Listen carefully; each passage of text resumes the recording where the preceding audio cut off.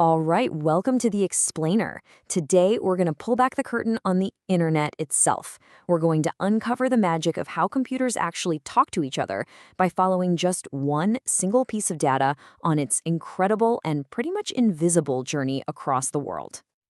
I mean, really think about it for a second. You type a message, you hit send, and poof, it just appears on your friend's screen, maybe halfway around the globe in less than a second. It feels totally instantaneous, doesn't it? But in that tiny fraction of a second, your message is embarking on a trip through a hugely complex, invisible world. To really get our heads around this, let's just forget about all the technical jargon for a moment. Instead, let's use an analogy we can all understand. Sending a package through a massive, super efficient, international postal service. At its very core, it really is that simple. It's just an exchange of data. But here's the catch. For that exchange to work between billions of different devices, made by thousands of different companies, well, everyone has to agree on the rules.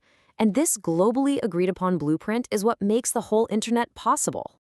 Okay, so let's dive into this blueprint, because this massive global network, it's not chaos, not even close. It's actually meticulously organized. It's built on these structured models, kind of like a layered blueprint for a skyscraper, where each and every layer has a very specific job to do. Now, the two most famous of these blueprints are the OSI model and the TCP/IP model. You can think of them as two different instruction manuals for doing the same thing. Their main goal is to break down the incredibly complex journey of your data into smaller, manageable, standardized layers. And this is where things get really interesting, right? You've got the theory versus the reality. On the left, you have the OSI model. It's this comprehensive 7-layer theory of how things should work. But on the right, you have the TCP/IP model. It's the streamlined 4-layer version that actually runs the internet today. So for our data's journey, we're going to stick with that practical 4-layer model.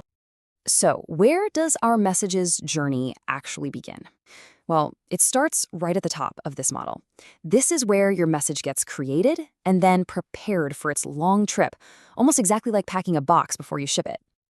It all starts here, at the application layer. This is your layer. It's the part you actually see and interact with, your email client, your web browser, your messaging app. This layer is all about creating the actual content. It's you typing "hello" into a message. But here's the thing, you can't just send one giant message across the internet. What if it's too big? What if a piece of it gets lost along the way? That's where the transport layer comes in. It acts like this super meticulous postal worker who takes your long letter and chops it up into smaller, numbered postcards. This protocol, TCP, makes sure every single piece arrives and can be put back together in exactly the right order. And this just lays it out perfectly. First, your simple message, "hello," gets created up at the application layer.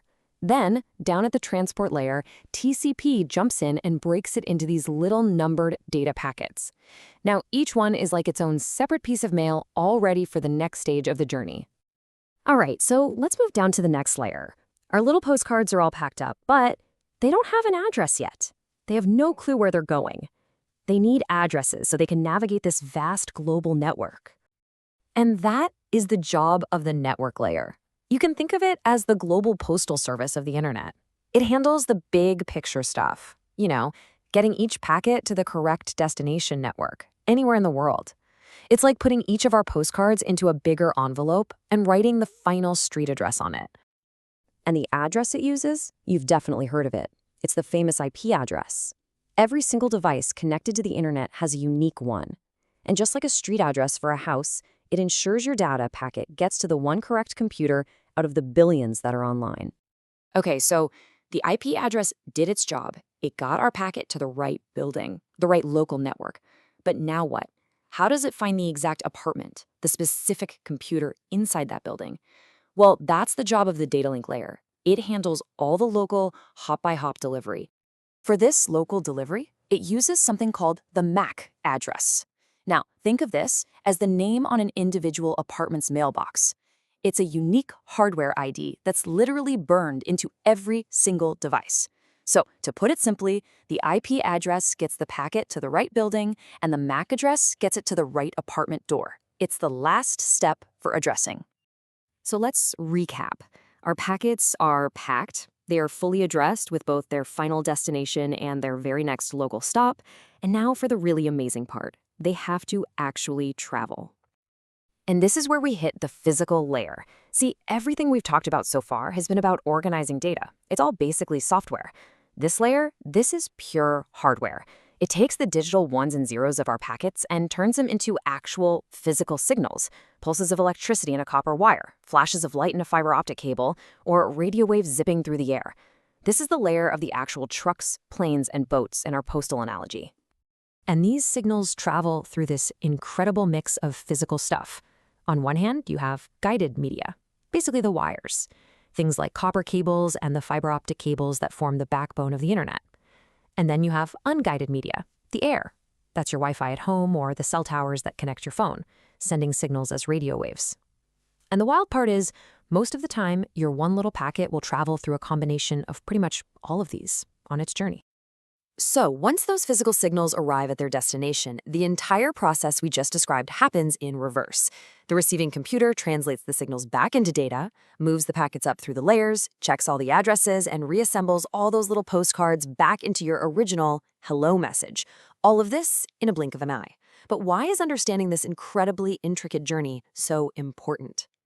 Because this process, this invisible dance happening trillions of times a second all over the globe, it's not just some cool tech trivia. It is the absolute foundation of our digital world. Understanding it means understanding the bedrock of modern global commerce, communication, education, you name it. And it also happens to open the door to some pretty incredible careers. In fact, the source material for this explainer points out a ton of career paths for people who really master this data journey. From the network administrators who keep the lights on to the solutions architects who design the complex networks of tomorrow, a deep understanding of this process is an incredibly valuable skill. And this journey is always evolving. As we look to the future, we have to wonder, how will new technologies like artificial intelligence change this fundamental process? Will networks start to learn how to route packets and manage traffic all on their own? That's definitely a thought for the future. Thanks for joining this explainer.